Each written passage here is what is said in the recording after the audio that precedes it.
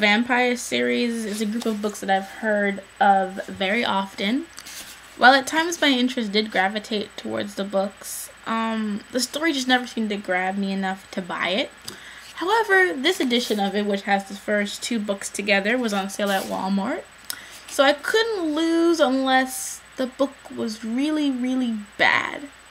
Like Firelight / Once Dead Twice Shy bad. Thankfully, that wasn't the case. The first 2 books in the series are called The Glass House and Dead Girl Dance, which revolve around the character of Claire Danvers, a 16-year-old prodigy attending Texas Prairie University, and her friends Eve, Michael, and Shane.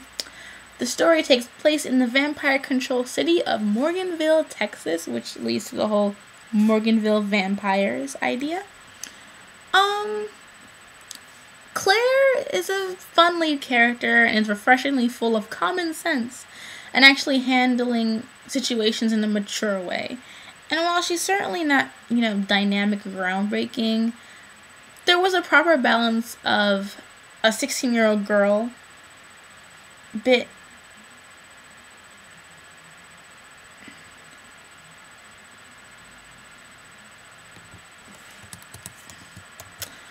There was a proper balance of a teenage girl at 16 put in a situation that tests her maturity. And since she is painted as an intellectual prodigy, it's also refreshing to see her utilize that intellect. A lot of times there are people who are said to be smart. You never see them read a book or research a paper or do anything, But in Glass House, Claire actually utilizes her knowledge and love of books to solve a situation in order to protect her friends from trouble. The secondary characters of Eve, Rosser, Michael Glass, and Shane Collins are all given, personalities and histories that make them stand out. Eve at first comes off as a typical goth stereotype, but proves with her wit and character to be more than that. Shane is very complex with his hidden secrets about the house and his own true nature. And Shane, who is the eventual love interest, is really, really an interesting character in his own right. I mean, his story is really interesting. He has this whole kind of tragic backstory, and he also has, a really, really messed up family relationship that when it comes to pass, you really understand why he does a lot of the stuff he does. He's really interesting. And a lot of the other, recurring characters are really fun, too. There's Monica Morell, Emily, who's the head vampire bitch in charge. That's my homegirl. I love reading her. Oliver, and a few others. Now, let's skip the characters now. We'll get back to plot in a second. Let's talk about the vampires. Personally, the vampires are why I really like this series. I find the vampires in this book to be refreshing. They are unapologetic, cruel, do not pretend to be human, or care about the humans that live there. The only reason there is order is because they realize it is better to allow humans a sense of security than to have them rise up. I mean, these people just you're my blood bank. Can you open a vein for me? And I love that. I love that cruel kind of we're superior than you kind of thing. Because honestly, if you're a vampire, wouldn't you be that way? I know you're no, I'd be a nice vampire. I'll just eat deer and shit. Not me. You better hope I never turn into a vampire, because I will definitely not be one of those vampires. I don't have the patience for that, and I do not like deer.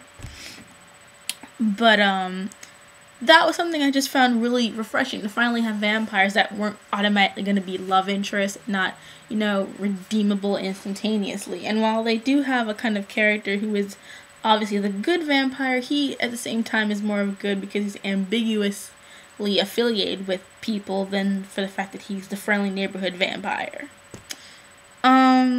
As I was reading, various questions would pop into my mind, how does Morganville work? How do the vampires keep power? What prevents others from coming in and taking power? Why don't people simply leave the town? And these are kind of questions that you read a series well, how does this happen? And you think they're never going to answer these questions. They answer those questions, which is surprising because sometimes you're reading, I know the Sticky Stackhouse novel, sometimes I'm reading it how is this working? Why does no one know what's going on? Blah, blah, blah, blah. And it takes you 2, 3, 5 books to figure out, That's why, because they have a blah blah blah and a blah blah blah and a king and a queen and a bishop and a magistrate. But in this, whatever book the question would come up, they would explain it soon after. Kind of like, oh, we like they read my mind like, oh, she's asking that question. Let's fill in the blank. And at the end, I didn't really have that many questions about the series because everything kind of ran kind of like very smooth order that I just kind of like understood like, okay, this is really nice. That being said, the plot itself, it's hard to really describe the story. It really basically is Claire goes to school at 16.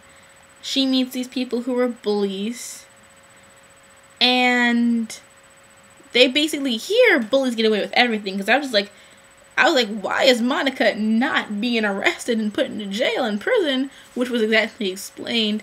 But she's really getting picked on. Her life is threatened. She might as well die there, which may sound a little drastic, but I'm being really serious. It really seemed like these girls were going to just kill her. If they were really just going to kill her one of these days. So she goes to the glass house, because there's an ad for a roommate, where that's where she meets Eve, Michael, and Shane. Sleepy. And they all come together, and she finds out about the vampires, how everything runs, and basically it's her just trying to keep herself sane, keep everything in order, and just protecting her friends. That's basically it.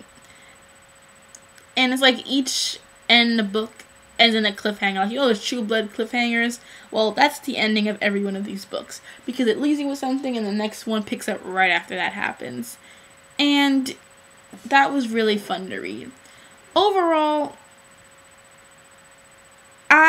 while I enjoyed this book a lot, it was really well written, had good characters. It was just really simple. Like, you see me, I can't even talk about the plot because just like she goes to the house, she makes friends, they have to try and protect each other. That's really it. They're just protecting each other, keeping each other alive. They have to look for this book, but I don't want to spoil it for you because, you know, you want to read the book too. But it was really good. Overall, it just wasn't amazing. But I still want to give this book a B. It doesn't get a B plus because, like I said, it was really good. But at the same time, what they did was something so basic that with a little bit more, they could have really made it really pop, but they didn't. So it's really just a B. It's really just average. It's not like you must read it. There was nothing in it that was like a must read, even though they did have their good moments. It was just good. It wasn't great or even really good. It was just good.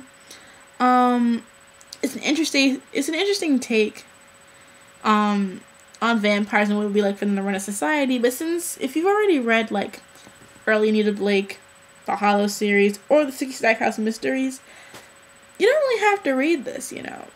It's fun, it's really light and simple, it's very young adult. It is very young adult. But there's no rush to go out and read this. There really isn't. You can, but I would say save your money for something else. This is something that you could like rent at the library. If you're really interested in it, definitely go check it out. I'm not going to tell you not to since it's a decent read. But at the same time, if there's something you're choosing between this and something else that you really are burning to read, that something else might actually be more interesting to you.